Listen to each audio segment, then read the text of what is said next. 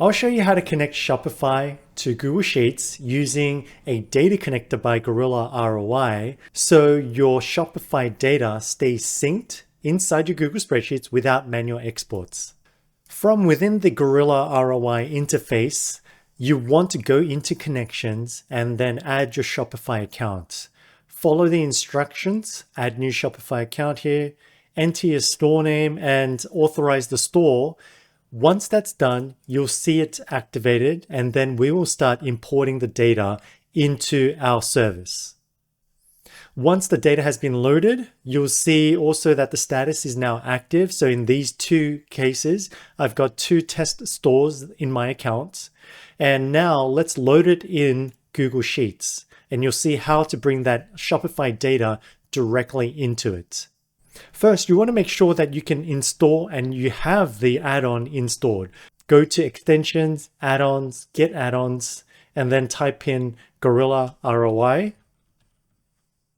From here, install the one that says Gorilla ROI Data Connector. This is the one that's going to integrate with Shopify.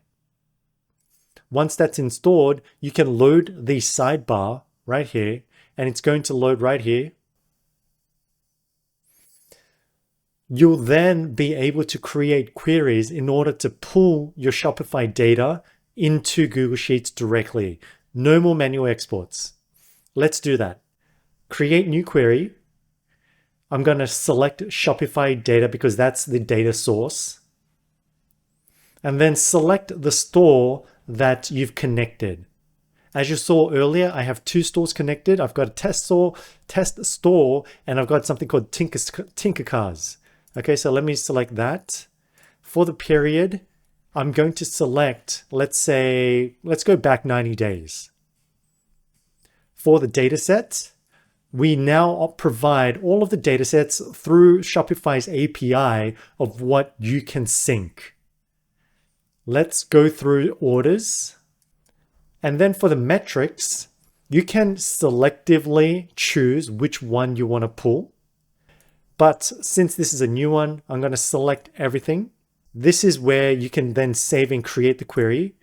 Depending on a data set, and I'll show you after this example, it's going to, okay, so here, it's going to say for a certain data set like orders, because it has so much information, it's going to have a maximum of 10 metrics, 10 data points that you can select if your total output is set to something greater than 100,000, because we can literally load tens of thousands of rows of data so quickly, but at the same time, you don't want to crash Google Sheets.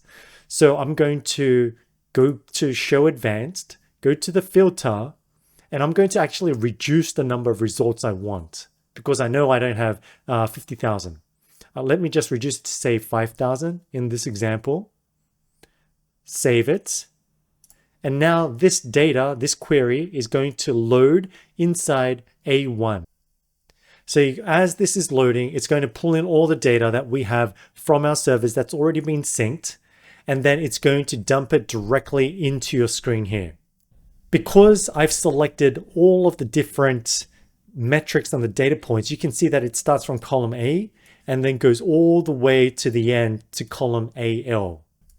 So with this amount of data points, if you have, let's see, and it goes all the way down to 362 rows, it can easily overwhelm Google Sheets because this table alone is already over 13,000 cells of data that loaded within, say, 10 seconds. So that's how quick we load this data. I'm going to load in the inventory now. So let's create another query. Create query, go to Shopify data, go to the store, Tinkercars. Okay, select the period, and then just follow this. It's all pretty self-explanatory. You just follow each one step by step. Once it's done, move on to the next. Select the data set. As I said, I want inventory. Okay, inventory here. Select the metrics again. If you're lazy like me, I just do select all. Okay, filter again. By default, each time a new query is created, it's going to revert back to 50,000.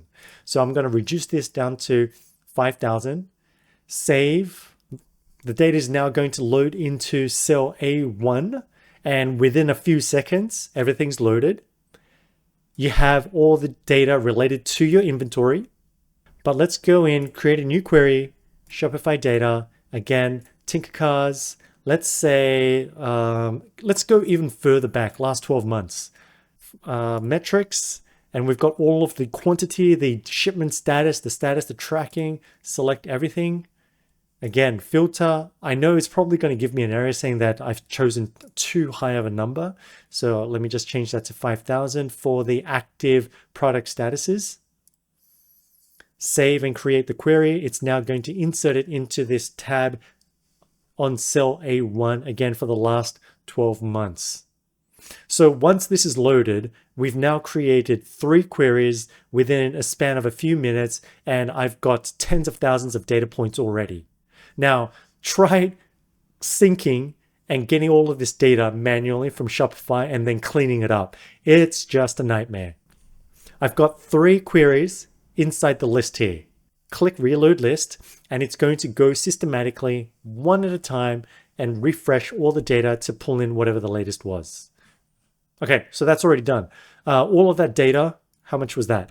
So this is over 47,000, close to 47,000 or 46.7 thousand cells of data updated within a few seconds. Same with the orders, same with the inventory.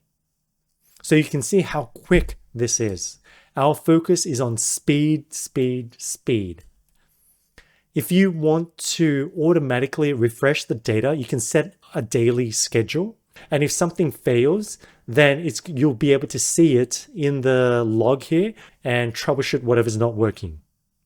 So I hope this helps you out. So next time you're thinking about integrating Shopify and Google Sheets directly, or you're looking for a data connector, look up Gorilla ROI, and I hope to see you on the other side.